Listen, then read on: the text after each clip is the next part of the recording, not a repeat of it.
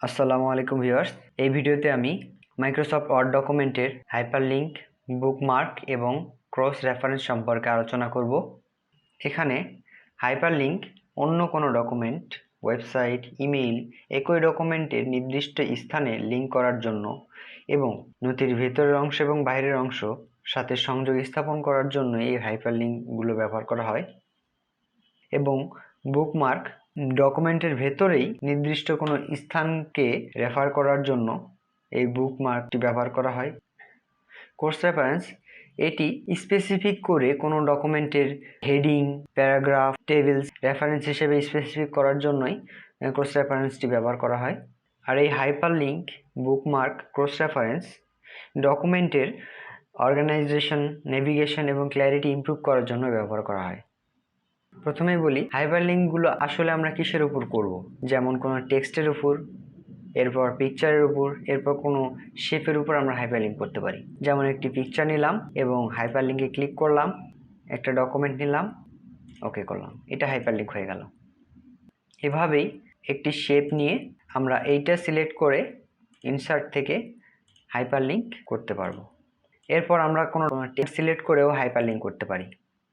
এরপর আমরা কি হাইপারলিংক করতে পারবো, যেমন এক্সিস্টিং কোনো ফাইল, যেমন কোনো ওয়ার্ড ডকুমেন্ট, কোনো presentation, PowerPoint, Excel sheet, এরপর কোনো পিকচার, পিডিএফ ফাইল, এগুলো আমরা হাইপারলিংক করতে পারি।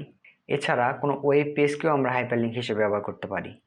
ডকুমেন্টের ভিতরে কোনো স্পেসিফিক লোকেশন, যেমন কোনো হেডিংয়ের সাথে আমরা হাইপারলিংক করতে পারবো, কোনো টেবিল এর সাথে আমরা হাইপারলিংক করতে পারবো, কোনো বুকমার্কের সাথে আমরা হাইপারলিংক করতে পারবো। এছাড়া আমরা নতুন কোনো পেজ ক্রিয়েট করে এর সাথে হাইপারলিংক করতে পারি। এরপর ইমেল অ্যাড্রেস আমরা হাইপারলিংক করতে পারবো। উদাহরণস্বরূপ, যেমন আমি একটি ওয়েব পেজকে হাইপারলিংক করতে চাচ্ছি, দেন আমি হাইপারলিংকে ক্লিক করলাম। এখানে আমি ওয়েব পেজটি লিখব, যেমন www.youtube.com/officeapplicationbd, দেন ওকে। আমি যদি এই হাইপারলিংকটি ওপেন করতে চাই তাহলে কন্ট্রোল চেপে এখানে ক্লিক করতে হবে, তাহলেই হাইপারলিংকটি ওপেন হবে।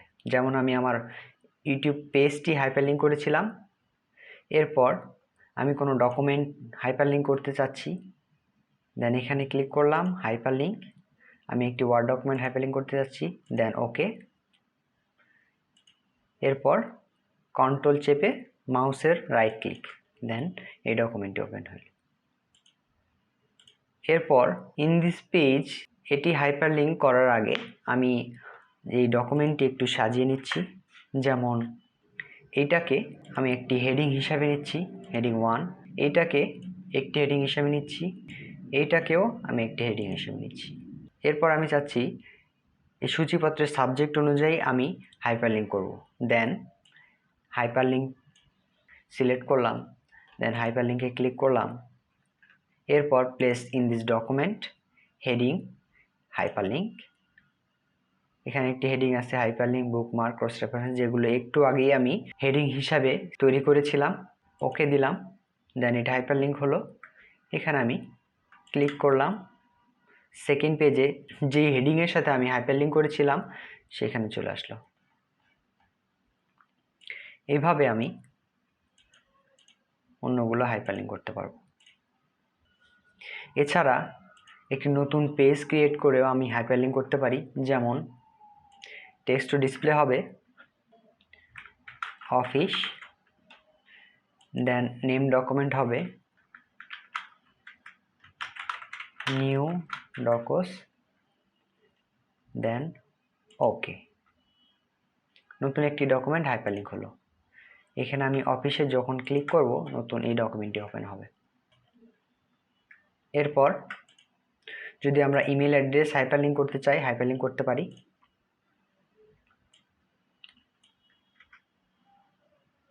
এরপর বুকমার্ক, একটি ডকুমেন্টের স্পেসিফিক কোনো লোকেশনে আমরা বুকমার্ক করতে পারি। যেমন আমি এখানে হাইপারলিংকস, এই বুকমার্কস, কোর্স রেফারেন্স, এগুলোকে আমি হাইপারলিংক করতে চাচ্ছি। এটা সিলেক্ট করলাম, দেন বুকমার্ক, এখানে লিখলাম কি হিসেবে বুকমার্ক করব, হাইপার লিঙ্ক, দেন অ্যাড।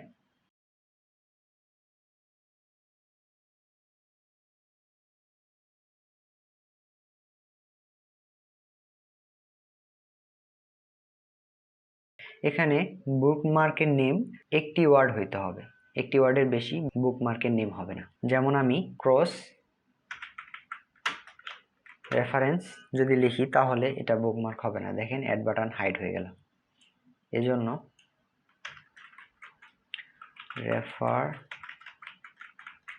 ক্রস রেফারেন্স হিসেবে এটা বুকমার্ক করলাম।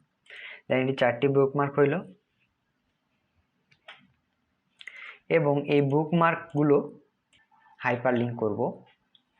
যেমন হোম পেজে সিম্পলি এইটার সাথে হাইপার লিঙ্ক করতে চাচ্ছি, hyperlink, then place in this document bookmark, then এই বুকমার্কে ক্লিক করলাম। যদি আমি এটা যেতে চাই তাহলে এখানে ক্লিক করলাম, দেন দেখেন বুকমার্কের অপশানে চলে আসলো। এইভাবে বুকমার্কগুলো কাজ করে। স্পেসিফিক কোনো লোকেশন সিলেক্ট করে এটি হাইপারলিঙ্ক করে আমরা ব্যবহার করতে পারবো। এরপর ক্রস রেফারেন্স, এটি রেফারেন্স হিসেবে ব্যবহার করা হয়।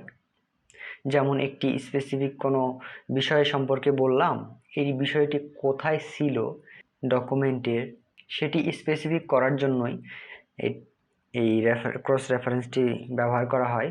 এটি হাইপারলিঙ্ক হিসাবে ইনসার্ট করা যায় অথবা হাইপারলিঙ্ক ছাড়াও এটি ব্যবহার করা যায়। যেমন এখানে number item, heading, bookmark, footnote, endnote, equation, figures, এগুলোকে আমরা ক্রস রেফারেন্স হিসেবে ব্যবহার করতে পারি। যেমন এখানে যখন হেডিংয়ে ক্লিক করব, দেখেন আমি ডকুমেন্টে 3টা হেডিং করেছিলাম, এখানে 3টা হেডিং এসেছে। এবং আমি যখন বুকমার্কে ক্লিক করব, দেখেন এখানে আমি যে বুকমার্কগুলো ক্রিয়েট করেছিলাম সেই বুকমার্কগুলো এসেছে। যেমন এখানে ক্লিক করলাম হোয়াই উই ইউজ হাইপারলিঙ্কস, হাইপারলিঙ্কের যেই বুকমার্কটি ছিল সেইটা আমি এখানে ক্রস রেফারেন্স হিসেবে ব্যবহার করতে চাচ্ছি। যেমন এখানে হাইপারলিঙ্ক বুকমার্ক করেছিলাম, দেন ইনসার্ট ক্লোজ, এটি বুকমার্ক হিসেবে হয়েছে এবং হাইপারলিঙ্ক হিসেবে হয়েছে। কেননা ক্রস রেফারেন্সে এটি যখন অ্যাড করেছিলাম তখন ইনসার্ট অ্যাট হাইপারলিঙ্ক এখানে টিক করা ছিল। এখন আমি যখন কন্ট্রোল বাটন চেপে ধরে কার্সারে রাইট ক্লিক করব তখন যেখানে বুকমার্ক ছিল সেখানে চলে যাবে। এরপর যদি হেডিংকে ক্রস রেফারেন্স হিসেবে রাখতে চাই তাহলে ক্রস রেফারেন্সে ক্লিক করব, এখানে হেডিং, দেন আমার এই ডকুমেন্টে 3টি হেডিং আছে, দেন বুকমার্ক, ইনসার্ট, ওকে। এরপর যখন আমি এটাতে ক্লিক করছি বুকমার্ক অপশানে আসছে, বুকমার্কের যেখানে হেডিং আছে সেখানে চলে আসছে। এছাড়া ক্রস রেফারেন্সে নাম্বার আইটেম হিসেবে, যেমন নাম্বারস আইটেমগুলো আমরা রেফারেন্স হিসেবে দিতে পারি, কোনো স্পেসিফিক প্যারাগ্রাফকে আমরা নাম্বার হিসেবে দিতে পারি। এখানে আমার ডকুমেন্টে অনেকগুলো প্যারাগ্রাফ রয়েছে, এগুলোকে আমরা ক্রস রেফারেন্স হিসেবে ব্যবহার করতে পারি। যেমন 2 নম্বরটাকে আমি ক্রস রেফারেন্স হিসেবে ব্যবহার করতে চাই, ইনসার্ট করলাম, দেখেন এখানে আসছে, ক্লিক, দেখেন কোথায় এই প্যারাগ্রাফটি লেখা ছিল সেখানে চলে গেছে। এছাড়া ক্রস রেফারেন্সে আরো কিছু অপশন আছে, যেমন এটা আমরা পেজ নাম্বার হিসেবে ইনসার্ট করেছিলাম, এটা ইনসার্ট করতে চাচ্ছি ফুল প্যারাগ্রাফ টেক্সটই, তাহলে এখানে আমি টেক্সটটি রাখতে চাচ্ছি, ক্রস রেফারেন্সে ক্লিক করলাম, দেন প্যারাগ্রাফ টেক্সট, ওকে, ইনসার্ট, দেখেন এই প্যারাগ্রাফ টেক্সট পুরোটি চলে এসেছে। এরপর যদি আমি এই প্যারাগ্রাফের উপর কন্ট্রোল চেপে ধরে ক্লিক করি তাহলে সেই প্যারাগ্রাফে চলে আসবে। এভাবেই আমরা হাইপারলিংক, বুকমার্ক এবং ক্রস রেফারেন্স ব্যবহার করে কোনো ডকুমেন্টকে সুন্দরভাবে সাজাতে পারবো, যাতে যারা রিডার তারা খুব সহজে ডকুমেন্টটি পড়তে পারে এবং ব্যবহারকারীর সুবিধার জন্য এই হাইপারলিংক, বুকমার্ক এবং ক্রস রেফারেন্সগুলো ব্যবহার করা হয়।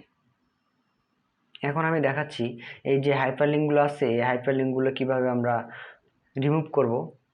হাইপারলিংকগুলো রিমুভ করার জন্য প্রথমেই এখানে ক্লিক করতে হবে, এরপর রাইট ক্লিক, দেন রিমুভ হাইপারলিংক। দেখেন হাইপারলিংক চলে যাবে। এছাড়া আবার হাইপারলিংক দিতে চাইলে রাইট ক্লিক করেও আমরা হাইপারলিংক নিয়ে আসতে পারি।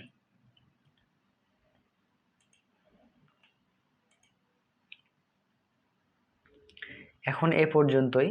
ভিডিওটি ভালো লেগে থাকলে please like, share and subscribe my channel. Thank you.